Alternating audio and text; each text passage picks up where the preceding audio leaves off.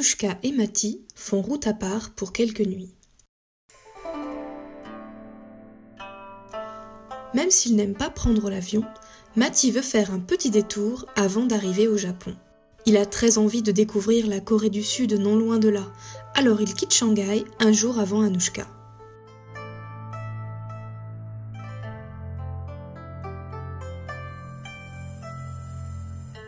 Il arrive à Séoul à la tombée de la nuit, et sans même quitter l'aéroport, il rencontre de nouveaux amis. Il goûte le kimchi, une préparation de légumes fermentés et épicés, et rêvant déjà à ses futures découvertes, il va se coucher.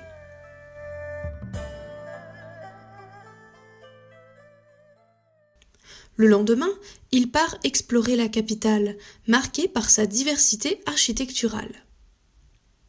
Il y a des bâtiments de toutes les couleurs et de toutes les formes, et en plein centre se trouve un parc énorme. Il est réservé à l'armée, mais une petite partie est accessible au public. Matti profite de ce havre de verdure magnifique.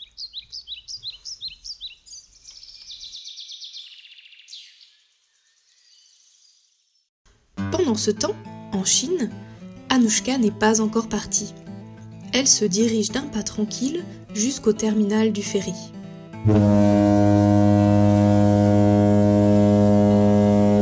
Pendant 3 jours et 2 nuits, elle va naviguer sur les flots pour arriver au pays du soleil levant en bateau.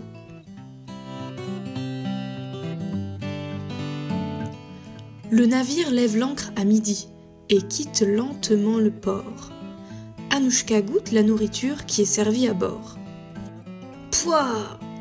Ce n'est vraiment pas bon. Vivement les délicieux plats du Japon.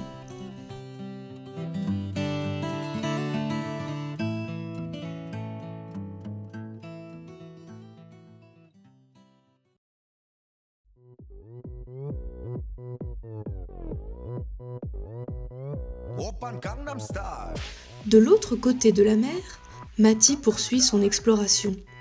Il visite le quartier de Gangnam, rendu célèbre grâce à une chanson.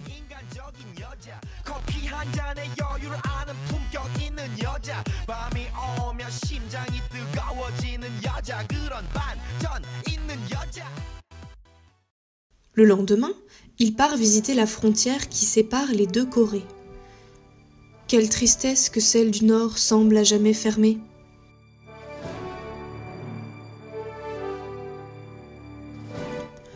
À la limite entre les deux pays se tient une gare, un bâtiment tout neuf et chargé d'espoir. Un train devait relier les deux capitales, symbole éminent de la réunification nationale.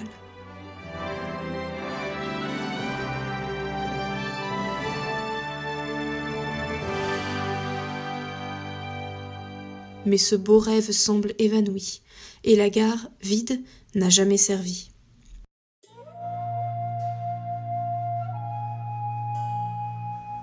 Bouleversé par cette tragique histoire, Matti rentre à Séoul avant le soir. Pour terminer son expérience coréenne, il passe la soirée au Festival des Lanternes.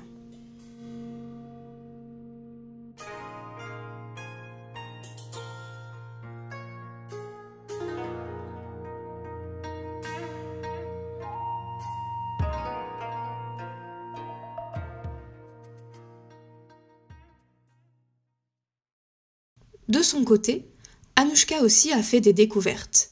La première soirée sur le bateau, elle l'a passée toute verte. Le mal de mer, ce n'est vraiment pas rigolo. Elle a vomi beaucoup et n'a pu avaler que de l'eau.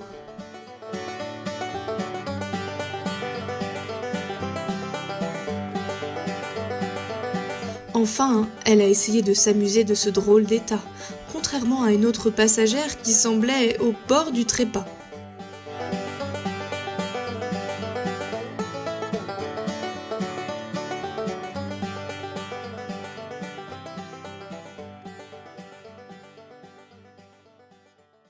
Au matin, toujours un peu barbouillée mais bien remise, Anushka monte sur le pont pour profiter de la brise.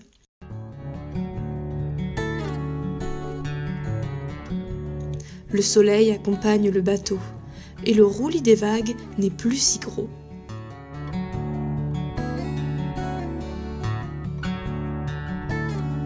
La journée se passe en douceur, et lorsque le soir arrive, Anouchka a repris des couleurs. Après un dîner de nouilles instantanées, elle rejoint les Chinois pour un karaoké.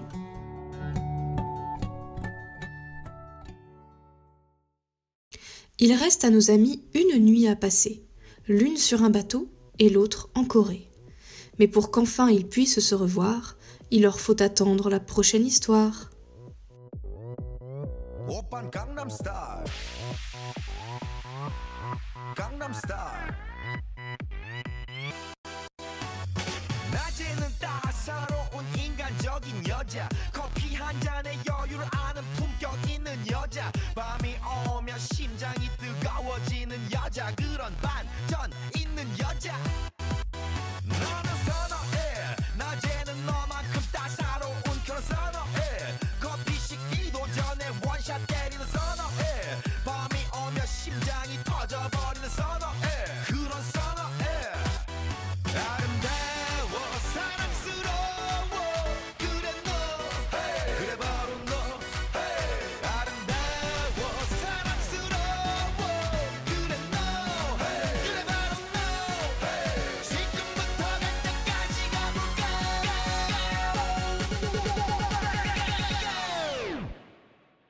오빤 강남 스타일